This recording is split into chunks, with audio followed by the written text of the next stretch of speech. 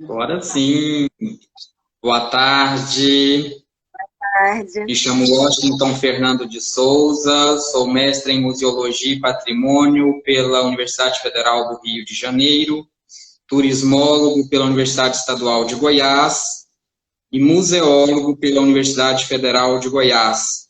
Sou diretor do Centro de Memória e Cultura e Museu do Poder Judiciário do Estado de Goiás e aqui também como membro da Associação Brasileira de Turismólogos, secção Goiás, nesta tarde em que recebemos Natália Wilkman Huckenberg, historiadora pela UFRJ, mestre em divulgação científica pela Fiocruz e pós-graduada em gestão de museus pela BBGC Cândido Mendes e gestora do Museu de Ciências da Terra do Serviço Geológico do Brasil. Natália, tenha uma boa tarde, seja bem-vinda, espero que esteja bem aí nessa situação que estamos vivendo, não só no Brasil, mas em específico aí no Rio de Janeiro. Aqui em Goiás as coisas estão um pouco tênues, apesar de também estar ficando tenso a questão da Covid-19.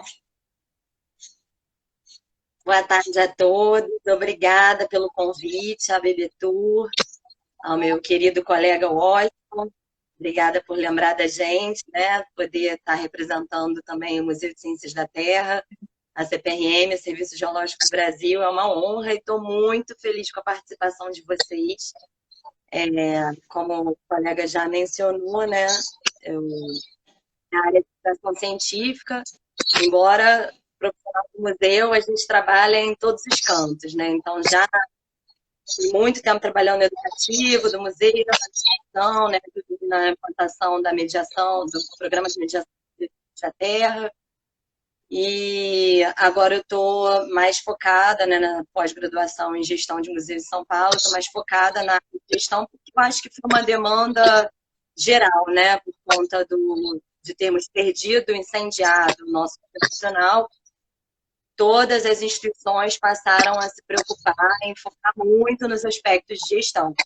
Então, agora eu estou também mais focada na administração do museu. E, bom, no Rio de Janeiro, realmente, as coisas não está chegando num nível de flexibilização, mas ainda contamos muitas mortes diárias, mas não tivemos que decretar o lockdown. Mas agora que as coisas estão sendo flexibilizadas por aqui, imagino que em breve essa realidade possa nos atingir também. Mas aí em Goiás já estão de lockdown, né? Sim, iniciamos ontem, por decreto estadual, lockdown no município de Goiás, a antiga capital do estado. Iniciou-se hoje lockdown e é um momento, infelizmente, tenso, né?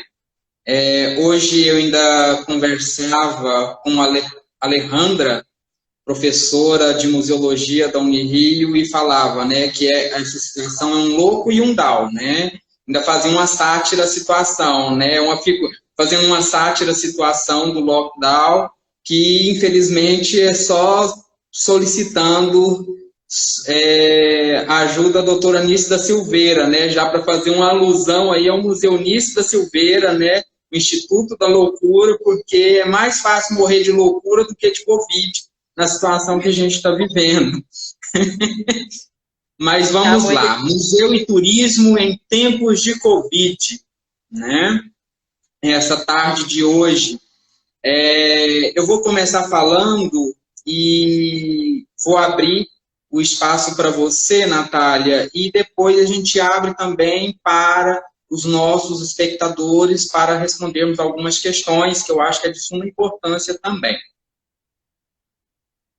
Enquanto museólogo, eu vou iniciar a minha fala de acordo com as recomendações do Conselho Internacional de Museologia, o ICOM Brasil, em relação à Covid-19, sobre a conservação, gestão e segurança de acervos, proteção de profissionais e atuação de instituições museológicas, arquivísticas e bibliotecas em tempos do Covid-19. Considerando a crise humanitária provocada pela pandemia da Covid-19 em todo o planeta e as determinações governamentais de fechamento de diversas instituições, recomenda-se o impacto, foi recomendado que, a partir de então, esse impacto, né, e essa crise gerada nas instituições de memória e equipamentos culturais, museus, arquivos e bibliotecas, entendendo então a necessidade de adoção de medidas e estratégias para continuidade, garantia a preservação das coleções sob a tutela dessas instituições e afirmando o imperativo de proteger todos os profissionais que atuam nessas instituições, bem como o seu público.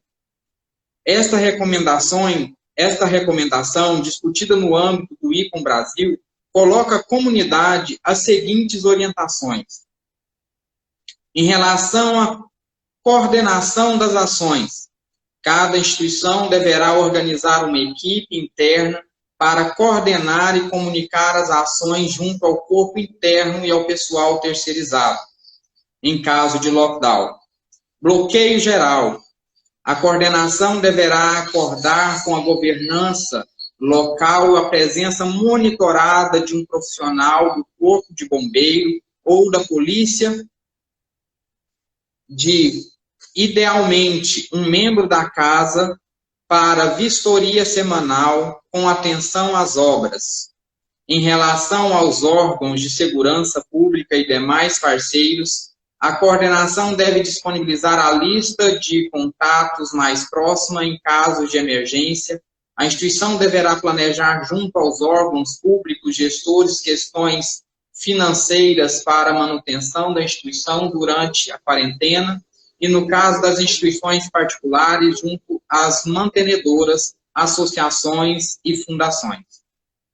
Em relação aos profissionais em situação de risco, considerando a vulnerabilidade da população em risco, como pessoas acima de 60 anos, diabéticos, hipertensos, obesos, gestantes, lactantes, pessoas com insuficiência renal ou respiratória crônica, pessoas com doença cardiovascular, pessoas com imunossuprimidas, transplantados, em tratamento oncológico, com sintomas do Covid-19 ou acompanhado pessoas nessa situação, atendendo às recomendações da Organização Mundial de Saúde, as instituições devem levar o quadro das pessoas nessas condições e determinar seu isolamento com afastamento das atividades presenciais durante todo o período da pandemia, garantindo seus direitos trabalhistas.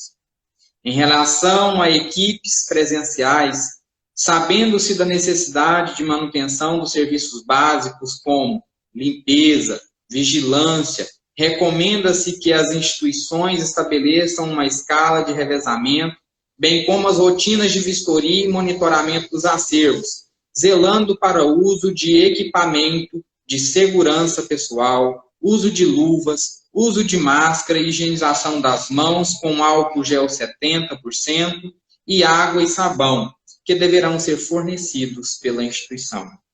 Em relação às equipes terceirizadas, aplica-se às equipes terceirizadas as mesmas recomendações expostas no item acima, seguindo o compromisso das chefias e da direção da instituição, junto às empresas, organizar turnos e orientar os funcionários em relação às medidas de segurança pessoal.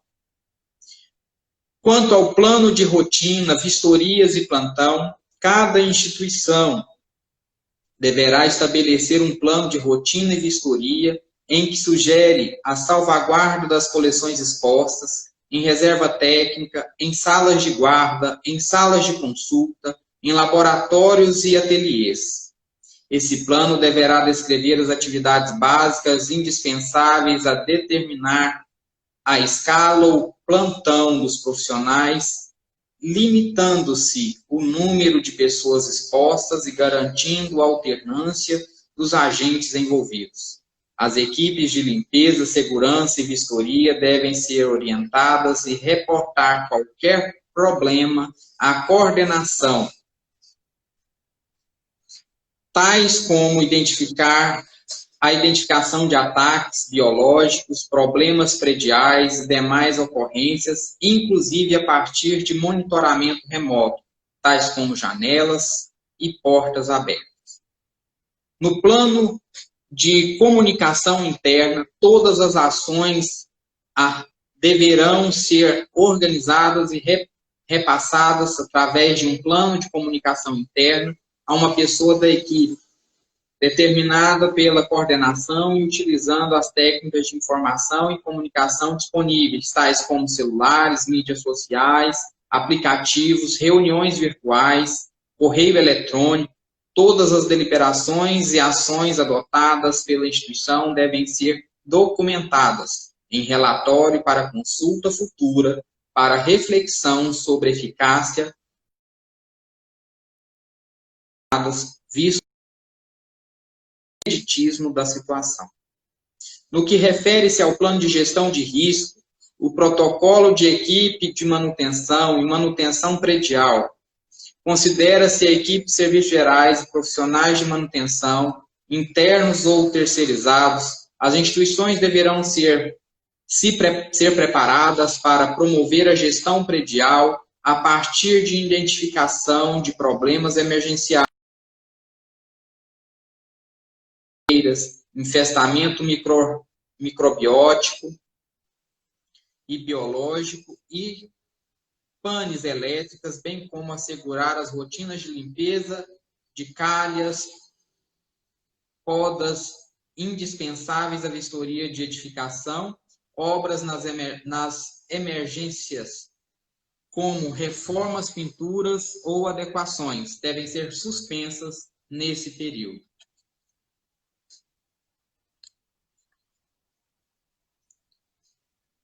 No que tange ao plano de gestão de manutenção, ar-condicionado,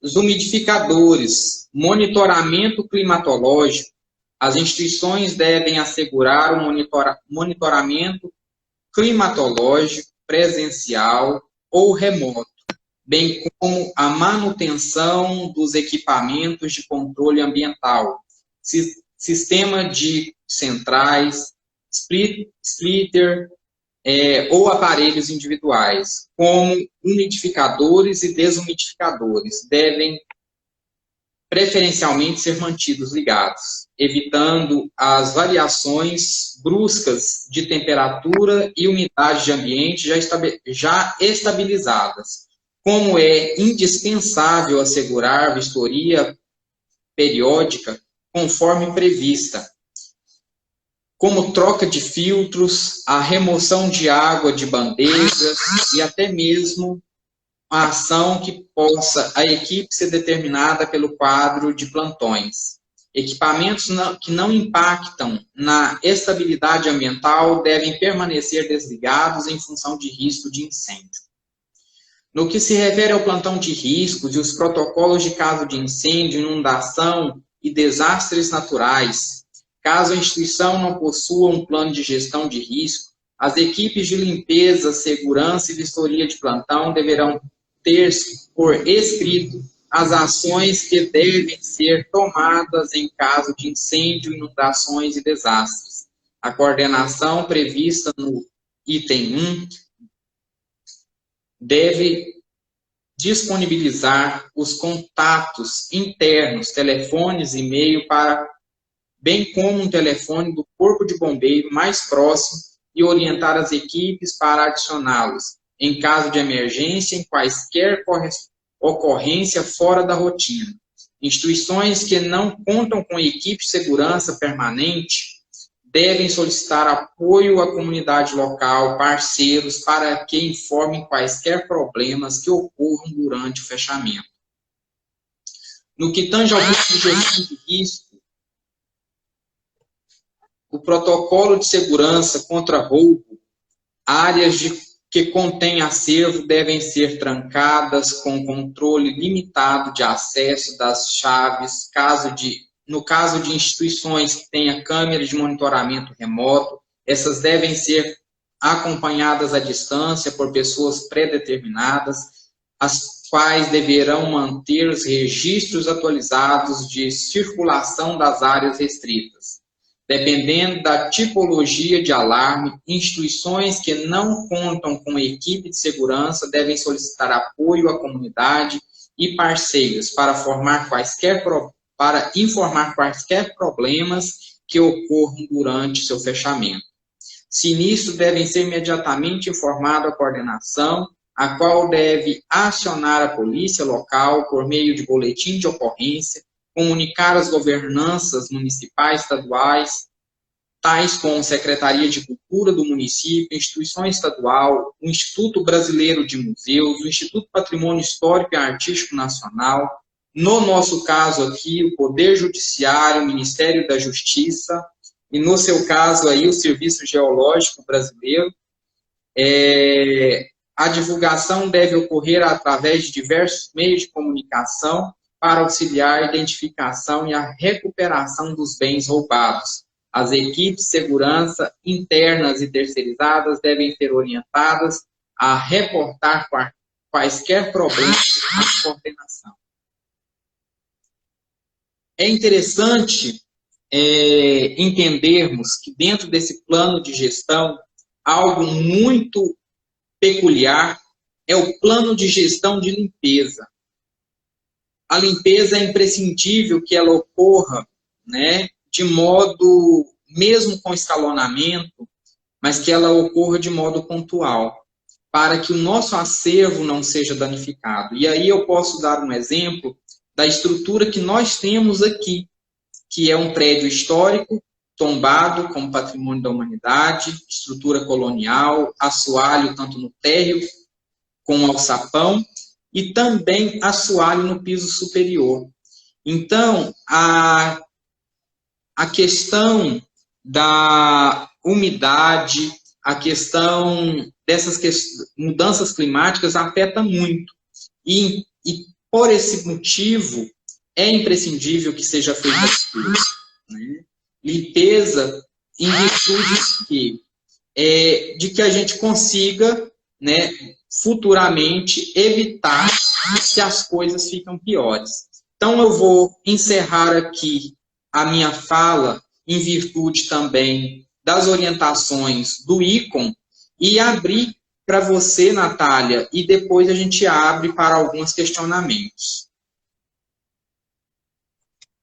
Muito obrigada, Washington. Realmente essa visão da museologia é fundamental para que a gente possa guiar os planos de trabalho administrativos, principalmente de gestão.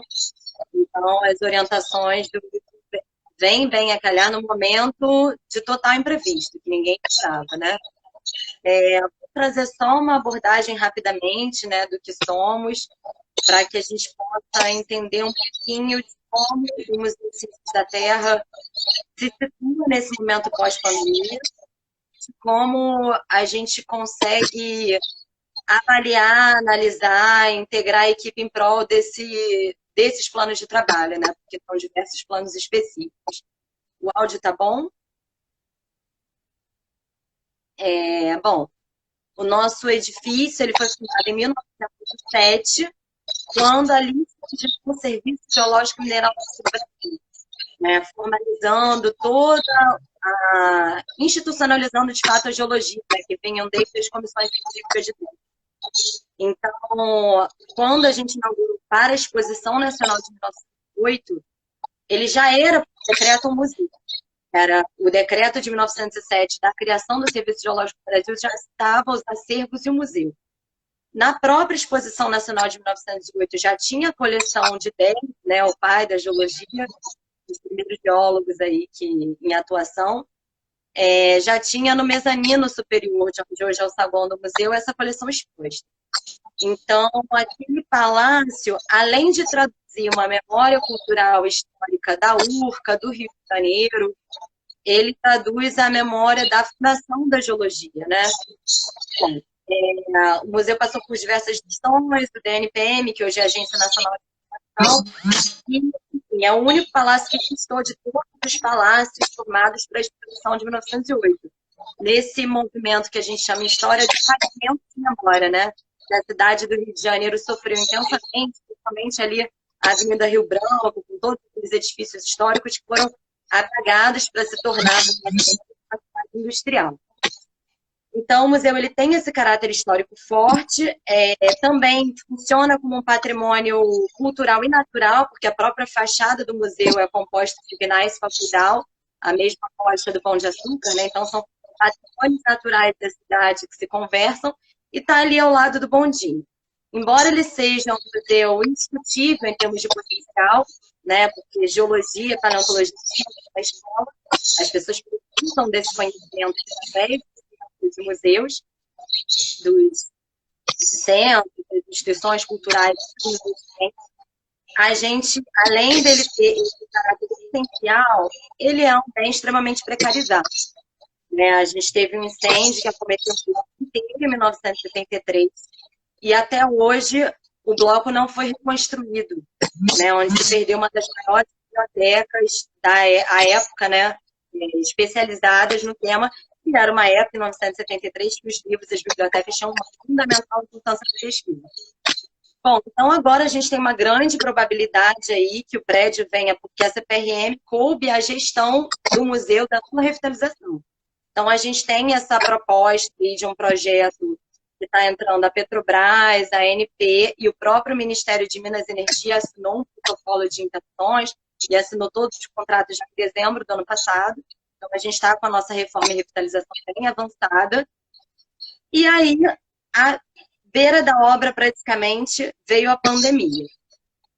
Todas essas colocações do ICO, essas propostas de plano de trabalho, são incríveis e são um bom guia, né, para a gente, mas vamos falar a verdade abertamente que as instituições pouco têm condição de cumprir.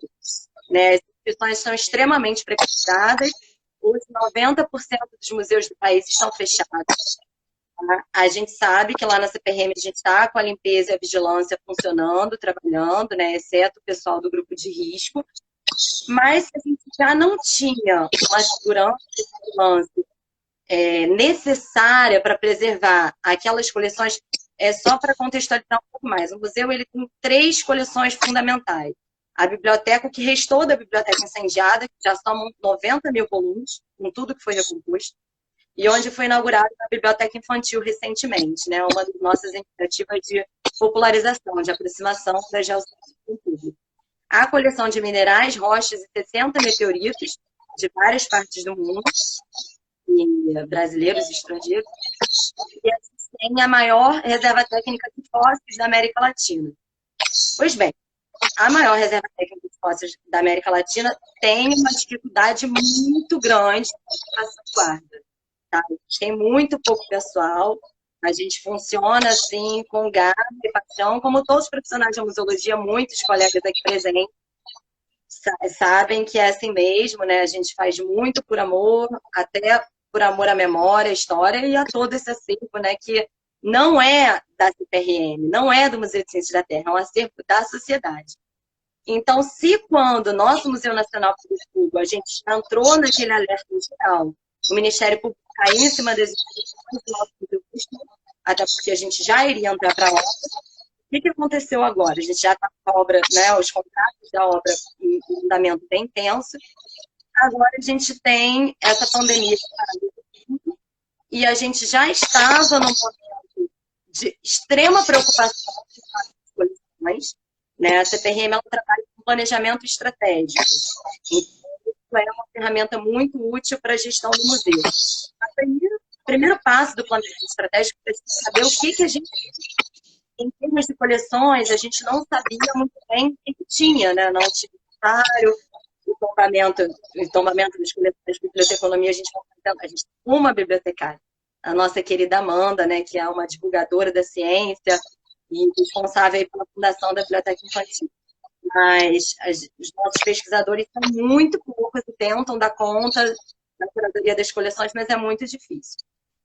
Então, se a gente for olhar assim, para a situação do Museu Nacional, né? Obviamente, eu não tinha condições de funcionar. Mas qual gestor quer ver um museu fechado, né? Então, é uma decisão muito sábia da CPRM de manter o museu fechado ao público. E dali a gente tirou uma janela de oportunidade. Em janeiro de 2019, o primeiro projeto de itinerância, do estacionamento mesmo. A gente desceu com os bichões, com o acervo todo para o estacionamento e começou o nosso movimento de itinerância. 80% das pessoas não sabiam o que era geologia e paleontologia. O meu colega Austin estudou então em Rio, sabe que os próprios museólogos, professores de museologia não sabem que vizinho é um museu. Então, a gente tem esse problema muito grave de divulgação e aproximação com o público. O museu já é um palácio gigantesco, que assim, o visitante, quando chega um aluno de escola pública, a primeira coisa que ele pergunta, ele olha para o professor e pergunta: tia, eu posso entrar? Porque ele não se sente parte, ele não se sente convidado a entrar. Então, a gente tem os dinossauros a nosso favor, né? Embora os nossos pesquisadores não gostem muito dessa ideia, que dinossauro gosta, mas a geologia e a paleontologia vai muito além dos dinossauros, então eles têm essa preocupação, mas não tem jeito, né? Todos amam os dinossauros e a gente usa essa via de divulgação. Bom, a itinerância foi um sucesso, só uma exposição do ano passado que fez no Bondinho, realizou 200 mil pessoas de público, ou seja, com o museu aberto, a gente tinha em torno de 14, 15 mil visitantes por conta de todo um esforço de divulgação, de aproximação científica que foi sendo feito ao longo do tempo. E, ao longo do tempo, a gente foi mudando para os modelos mais atuais de divulgação científica, como o Bruce Levenstein nos trouxe, né? O modelo de real engajamento, né? Que o conhecimento no museu ele é construído a partir do olhar do visitante, a partir do visitante tornando o próprio sujeito do objeto museal. Então, a equipe inteira, né, tem trabalhado muito nessa função fundamental do Museu de Ciências desde 2018, até desde o fechamento do museu, aí na itinerância. Volume, desculpa.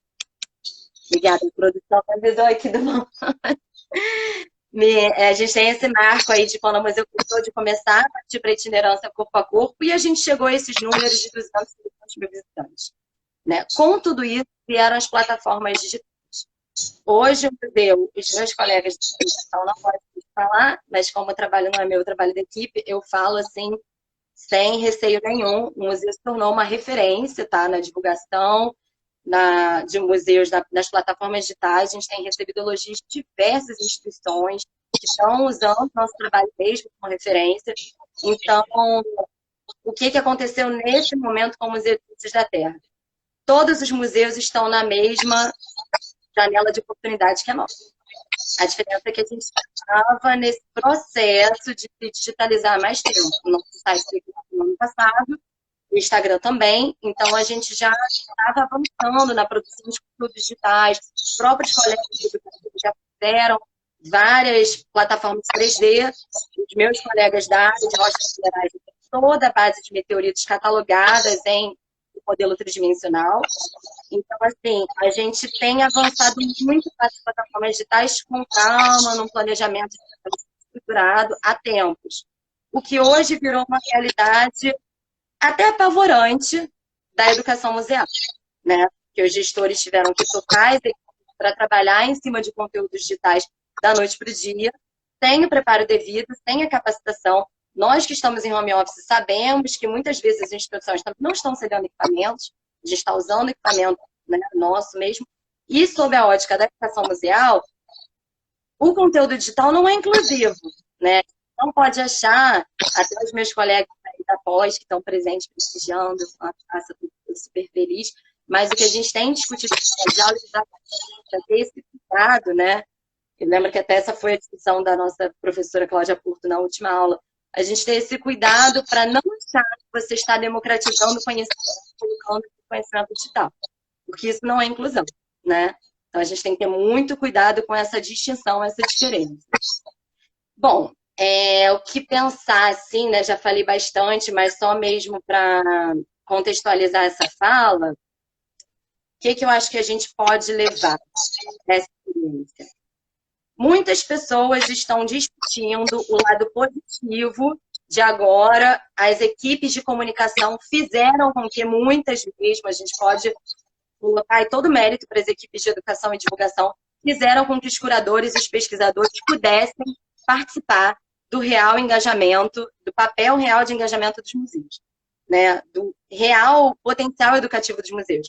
E os curadores, os educadores, toda a administração, finanças, planejamento, todo mundo teve que sentar e conversar com esse momento. Será que isso vai gerar frutos positivos? Eu tenho um certo pessimismo em relação aos museus de ciência nesse sentido, tá? Eu acho que, assim, é muita batalha que a gente tem para que o cientista ele possa entender que ele tem que conversar com as crianças de educação infantil, com as crianças de educação básica, porque isso é formar futuros paleontólogos, futuros geólogos, né? Esse é o nosso potencial. Como já diria o professor Mário Chagas, o museu é cura, né? O museu ele tem um potencial terapêutico imenso. Então, agora é o momento da gente atuar em rede, né? A gente está precisando criar, enquanto os cientistas da Terra, eu já tenho comentado isso, a gente já criou no ano passado, né? A gente teve a honra de criar e coordenar a rede de museus de serviço geológico ibero-americano, em parceria com a ASME.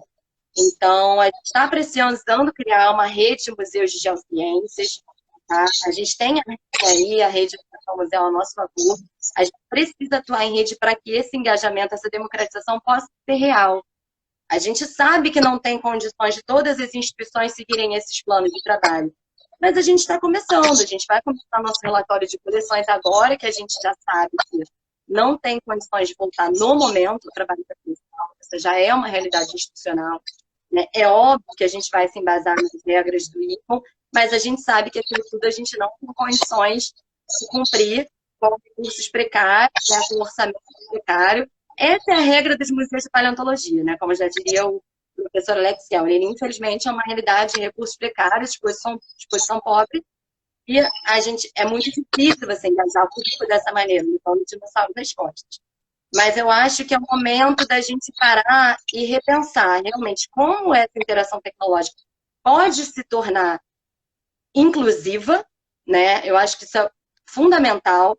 Como que a gente pode tornar as práticas em parceria com o público? Não adianta a gente trazer as nossas práticas, né?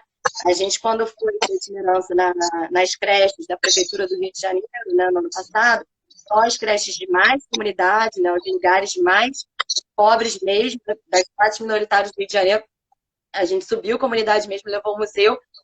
A gente aprendeu muito forte essa teoria assim, do professor Mário Chagas, das práticas de lá. Não adianta, a gente tem que construir as práticas em conjunto com os professores da educação básica da rede pública. A gente tinha que aprender as práticas de lá.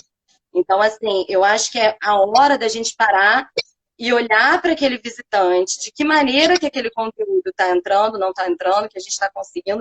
Em relação às coleções, a preocupação no espaço físico das coleções, não tem jeito. A gente tem que dar conta da limpeza, da vigilância. Essa é uma obrigatoriedade institucional com a sociedade. Eu acho que, assim, não dá mais para a gente dizer que em 113 anos de museu, passando por diversas instituições, não se teve recursos. O Rio de Janeiro recebeu a Copa do Mundo e as Olimpíadas. Como que o nosso Museu Nacional pegou fogo logo depois? Então, assim, é claro que essa não é uma preocupação única do gestor, mas eu acho que a rede de museus pode ajudar muito que as instituições parem de pegar fogo, especialmente em meio à pandemia, como o Museu da querida Federal de Minas Gerais. Mais uma vez, pegando a deixa da questão de rede, né, Natália? E aí eu falo um pouco da área judiciária e fomos louváveis, né, e louvadamente tivemos agora, no 10 de maio, a consagração do Dia da Memória Judiciária no Brasil, por lei deliberada pelo Conselho Nacional de Justiça e pela Corte Maior. E, baseado nisso, essa semana sai também a regulamentação acerca da memória judiciária brasileira, da gestão documental da memória judiciária brasileira.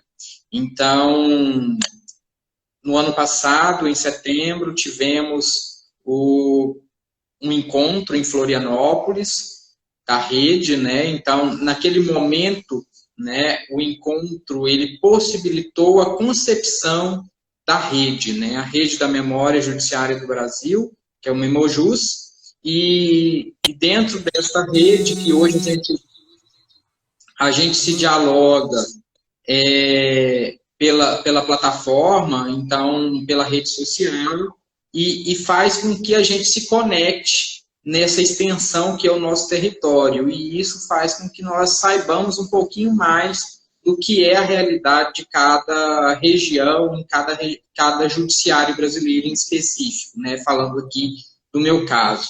O Centro de Memória e Cultura do Poder Judiciário do Estado de Goiás é a instância que regulamenta e que responde pela memória e pelo patrimônio cultural do judiciário goiano, e ligado a este está o Museu do Judiciário Goiano, desembargador Maximiano da Mata Teixeira, que tem 30 anos de concepção e que só agora, um ano, com a criação do Centro de Memória, ele ocupa todo o palacete que foi o Palácio da Relação, né, desmembrado, então, da Justiça da Guanabara, em 1837.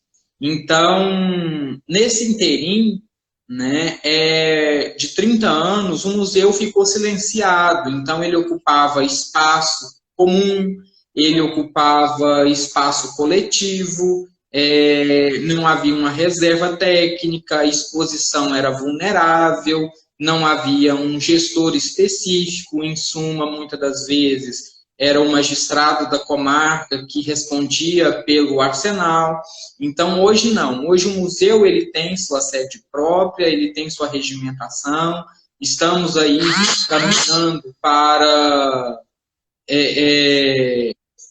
o plano museológico, né, que é regimentado por lei, de acordo com as normativas internacionais e nacional, como o Dia Nacional dos Museus, né, e a concepção do IBRAM no Brasil, né, o Instituto Brasileiro de Museus. Então, a importância, né, de se ter um museólogo dentro da instituição museal, não só para cumprir o que a lei determina, né, que todos os museus devem ter pelo menos um museólogo dentro da sua pasta, e não um museólogo para responder por 10 museus, como muitas das vezes a gente vê, né, em instâncias governamentais.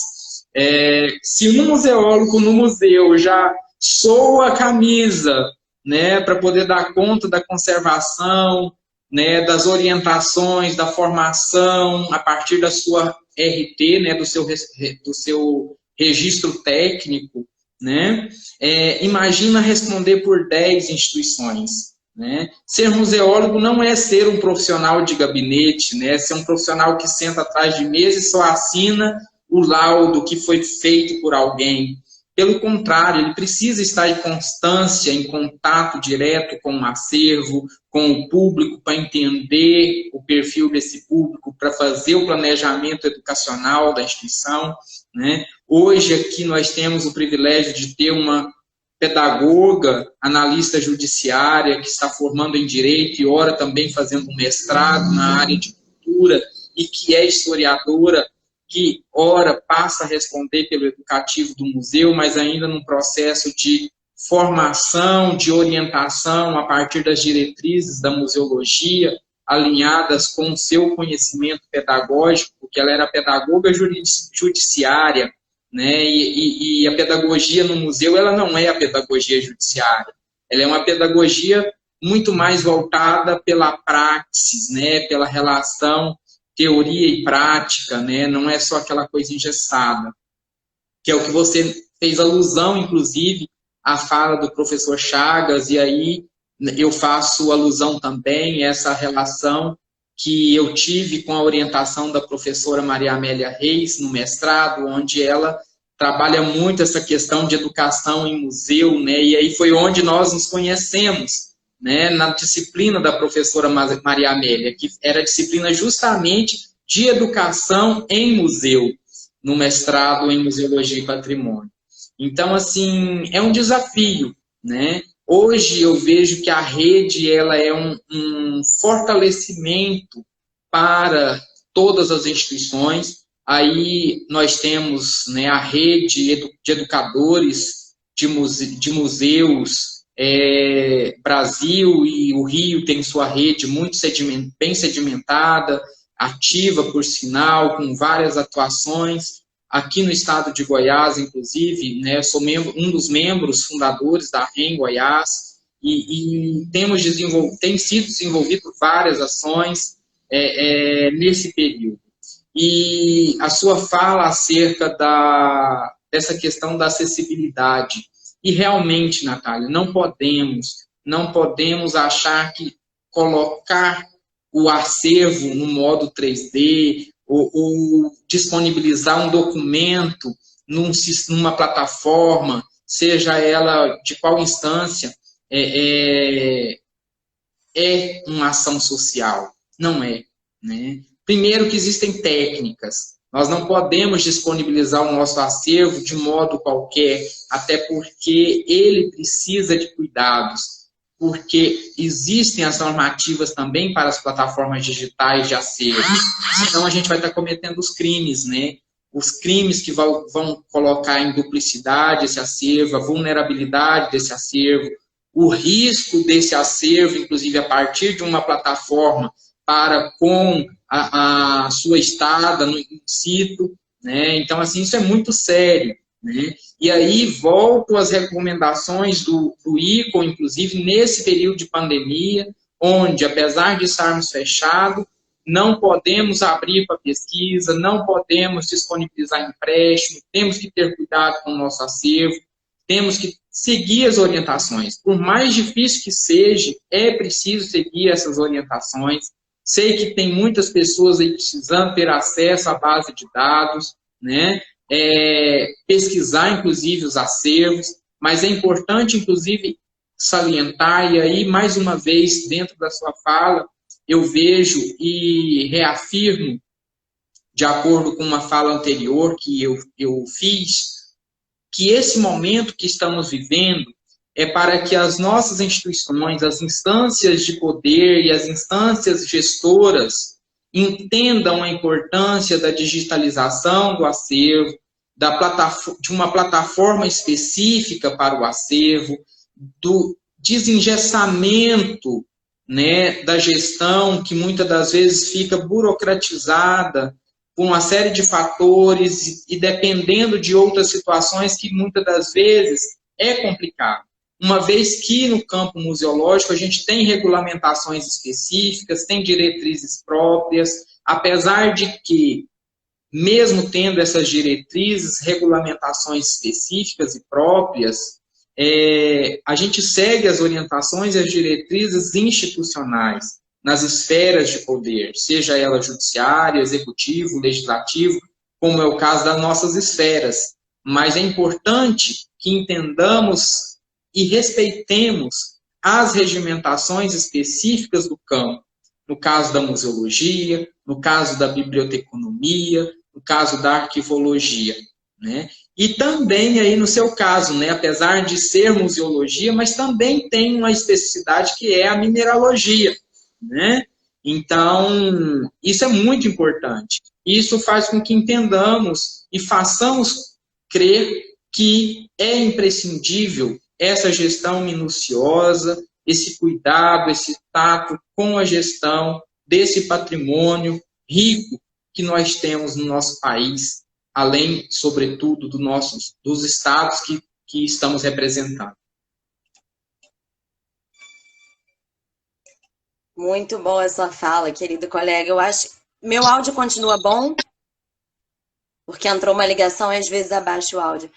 Eu acho que a gente pode aproveitar, né, por conta do avançar da hora. A gente tem poucos minutos aí para encerrar a transmissão de 1 hora e responder aos questionamentos, as perguntas aí do pessoal. Não parei para ver se entrou alguma coisa.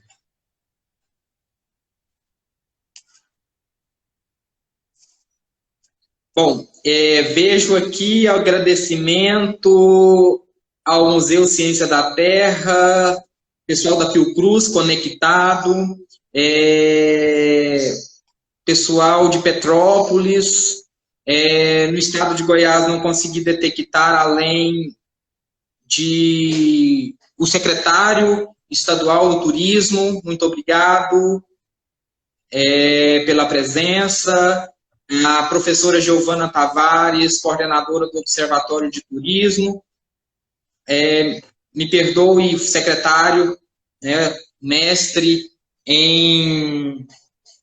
o mestre Fabrício, né, secretário estadual de Turismo do Estado de Goiás, professora Giovana Tavares, coordenadora do Observatório do Turismo, que também é a presidente da ABB Tour Goiás, e demais outros profissionais do campo, né, da museologia que estão presentes, os profissionais do turismo, guias de turismo que estão nos assistindo e que são grandes parceiros, né? Os guias são realmente os alimentadores dos museus, né? Então não podemos esquecer, né, nesse momento em que muitos aí não estão trabalhando e necessitam, né, de regulamentação, de incentivo, e bem como também a equipe do Museu do Judiciário, especificamente a equipe de conservação e limpeza que está nos assistindo.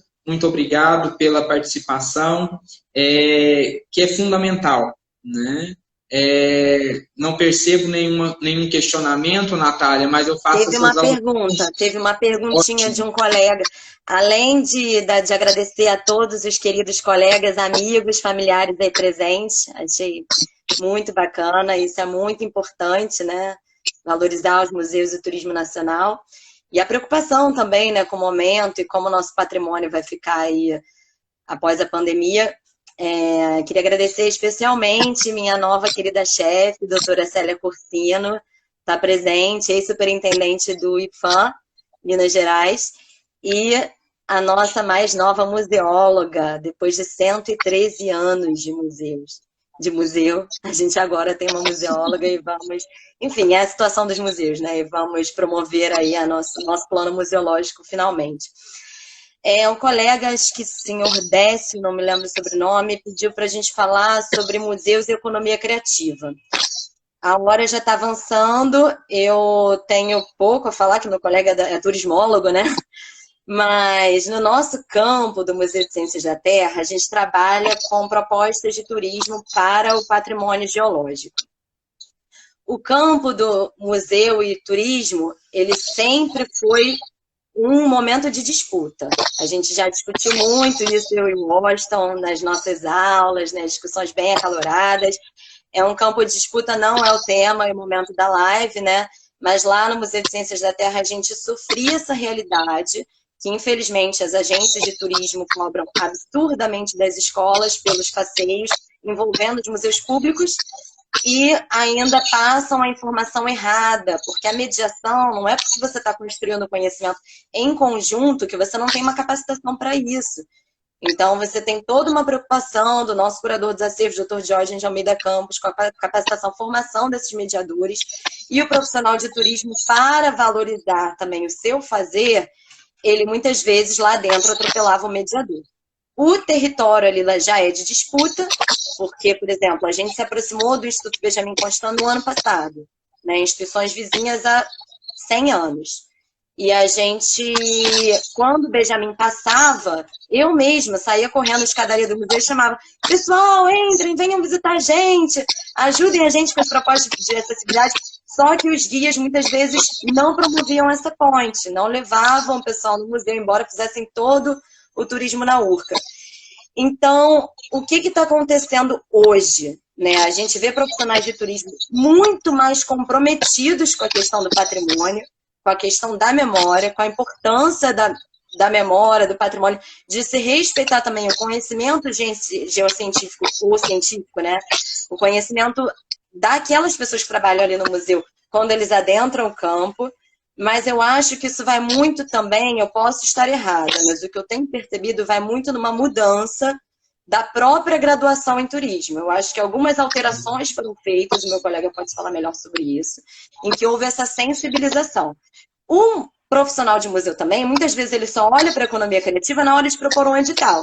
Então ele está todo enrolado, sem equipe, ele estuda aquele edital ali na hora, faz aquilo correndo, sem ter nenhuma ideia de perfil de público, de ações de comunicação e marketing, porque é muito importante a gente se vender sim.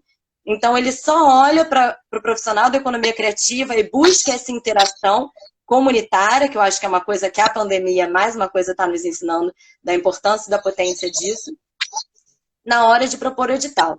Então, para encerrar e deixar mais uns minutinhos aí para o Washington, só queria agradecer muito a Juliana Postes, minha querida, por ter aberto as portas do Palácio Itaboraí, da Fiocruz, para a gente. A primeira exposição paleontológica da história de Petrópolis, um sucesso, 14 mil visitantes, e está presente aí.